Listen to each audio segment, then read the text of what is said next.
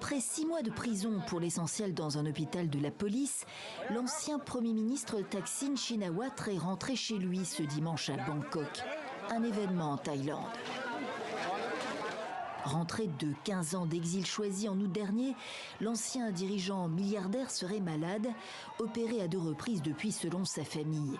La justice l'a condamné à 8 ans de prison pour corruption et abus de pouvoir, mais il a bénéficié d'une grâce du roi, sa peine réduite à 1 an d'emprisonnement avant l'annonce d'une libération conditionnelle mi-février par le Premier ministre.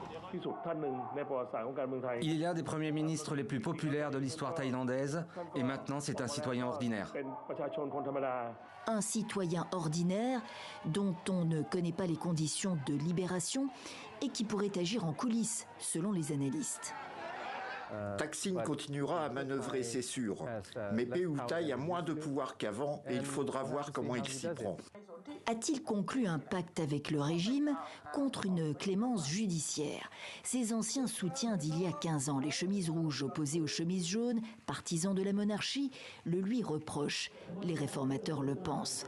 En effet, Pheu Thai, le parti du clan Shinawatra, dirigé aujourd'hui par sa fille Paetongtarn, a conclu un accord de coalition avec les partis pro-armés, meilleurs alliés de la monarchie, institution intouchable dans le pays.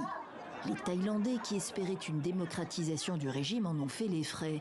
Pita Limjaroenrat, grand gagnant des législatives à la tête du parti réformateur Move Forward, a dû se contenter de conserver son poste de député avec le sourire.